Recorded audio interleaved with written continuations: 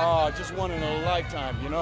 I can't believe it after all this time I'd find something like this. It was just this audacious idea of Joe Kosinski's to put us on the track and embed us in the F1 racing season. F1 opened the doors for us, and we have this to show for it. It was great. He's such a generous person. Like, to get to work with him, he just made it feel really easy. By the time we were doing, like, we were reading, look at By the time we were doing the read-through, he was just like really, just at ease. And just really welcoming. He just wants it to be a good film and do good work, so that was really, yeah.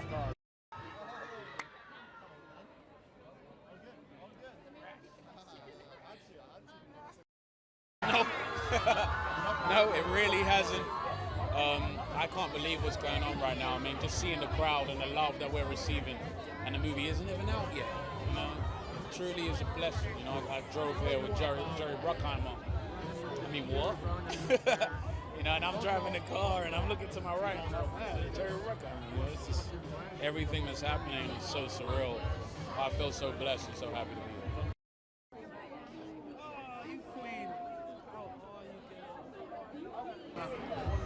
Working with my idols, you know, these are things that people, you know, look back on throughout hopefully a long, prosperous career. And they say, you know, I remember when I worked with Brad Pitt, I remember when I worked with Javier Bardem, Joseph Kosinski, Jerry Bruckheimer, Kerry Condon. You know, and I'm so blessed and so happy that they've all accepted me and they hold me to equal footing. And I can't wait for the world to see this movie. And then kind of learned a lot about physics and all those subjects that I'm. Oh, it was great to play somebody who was really intelligent, but wasn't like one note intelligent. She was kind of shy in her, you know, when it came to like things, romantic things.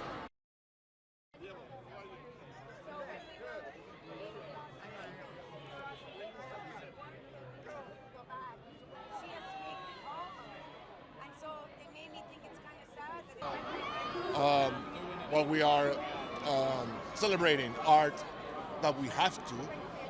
We cannot also forget the horrors that thousands of children are living out there. And we have to ask for action to stop this genocide. To the Americans to stop paying taxes unless those taxes stop. I mean, those taxes cannot go to finance bombs that can kill children, period. And also the European countries to be less complicit and talk and do actions. Less words, more actions. That's what we need in order to stop this genocide.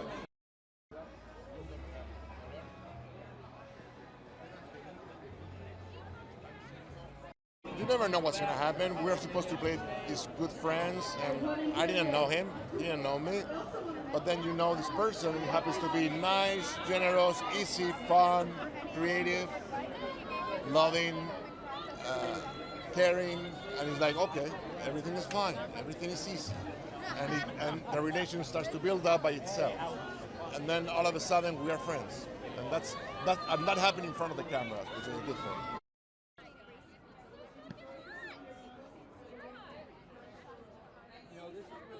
I have an incredible editorial team, incredible editor Stephen Mirioni in charge of it. I think we had over 5,000 hours of footage for this film that we had to squeeze down to 2.5. So you're going to get the absolute best shots we had, I promise you. And it took about 2 years to cut this film together.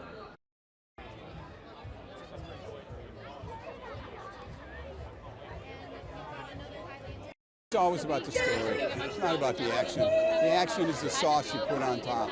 It's the story we give you, that our characters are involved in this world, and they have this journey of redemption and teamwork. That's what this is about. But we give you real thrills in this. Yeah, it's pretty crazy. It's definitely not lost on me. I'm excited to meet him today at some point as well. Might see him at the after party, but yeah, it's pretty surreal. I think that's the best thing about being included in things like this is it's timeless, it lasts forever.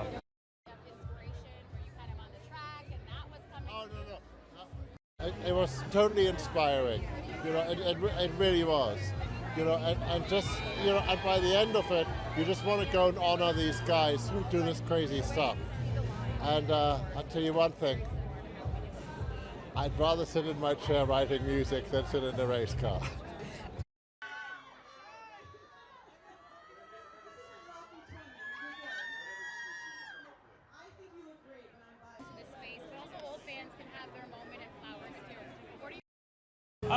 I mean, he said he wants to bring like a very authentic side of Formula One, but give the outside people who don't know so much about Formula One a very generalized overview of what it takes. What it takes personally as an individual, and also what it takes as a team, which I think is the most important part of it. It's not just you in the end of the day, it's your mechanics, the strategy team, the guys and girls who build the cars. So giving a good overview of all of those things is the points he wanted to get across to show what it takes, and I think he did exactly that.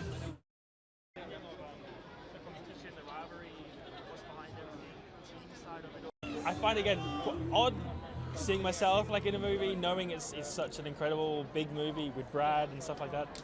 This is one where you can watch it in 30, 40 years and I'll be like, oh, that's me.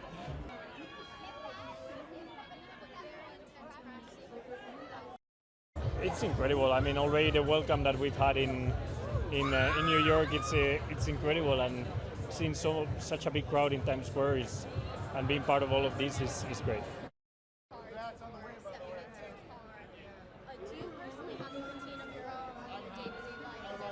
Yesterday, obviously we're here today in New York to have a new movie, and that's what's super exciting. I think I love that we've all been a little bit involved. So if you're an F1 fan already, you'll find it quite humorous that we've been involved in the movie and you see us there. And if you're a non-F1 fan, you'll be just drawn into the movie the same way as people enjoyed watching Top Gun or a movie like this. So it'll be good.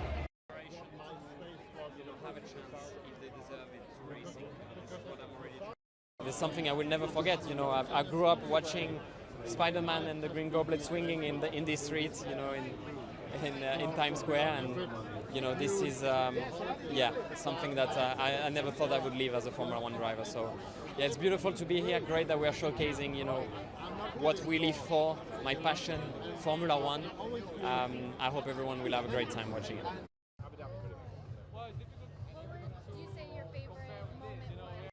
It's a bit different, in US, I don't think we are as big as the basketball players and baseball players, but with this movie maybe we'll change a bit, hopefully. But I mean, I love what I do, and I think people will love to see what we do in this movie. It shows a lot about it, and I hope you enjoy it.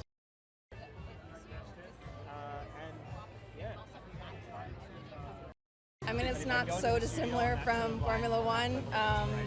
It's probably a little bit more dangerous to film ski racing. But, I think the techniques and drones and all the technology that's come out would really make way for an amazing ski racing movie. So we'll see. It's insane. You're driving up to 180 miles per hour sometimes. We had trained about 4 or 5 months before filming. So I had a knack at, the track that I was on. But when you add the acting element into it and just the ego of an actor, do I look cute? My eye, do my eyes look cute? Because that's what you can see when we're driving. But also, I have to say the lines at this specific place, and I have to emote in a way that's gonna, translate through the eyes at those speeds. There was so many different elements that I think Joe just perfectly weaved together. And when you watch the film, you feel it. You feel like you're driving as a viewer, and that was our intention.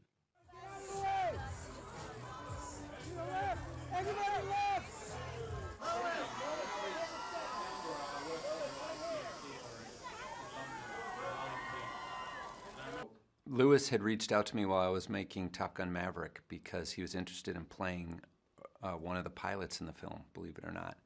So that's how I first met him, and ultimately he didn't have the time to be in a movie because he was winning a world championship at the time. But I was so impressed with kind of just, my interaction with him, how humble he was, kind of in approaching me and wanting to learn more about film. He was the first person I reached out to when I kind of had the idea to make this film, and lucky for me, he wanted to help. So we couldn't have made this without him. Well, I think having Lewis involved with us, I think that's the key, because he kept us honest. If there was anything we did, I mean, it was almost to a point where Lewis would say, in Silverstone, if you're in turn 3, you're in 2nd gear, you have it in 3rd gear. I can hear it by the sounds. We changed the sound. He said, if you pass on turn, you can't pass on turn 5. You'll have an accident. We used it. We had an accident on turn 5. So we tried to create all the realities that you possibly can. Again, it's not a documentary. It's an entertaining, fun summer movie. That's what it is, with a lot of action, speed, romance, and humor. And that's why I make movies for big audiences. Yeah, this movie, if you're a diehard Formula One fan, you're going to find some Easter eggs in there, you know, that you're going to recognize, maybe some historical stuff that I think will be interesting. But we also designed the movie so that if you know nothing about Formula One, if you have no interest in motorsports whatsoever, this is just a great story. About second chances and teamwork and friendship. So I think and once you see the film, it might ignite an interest you didn't know you had.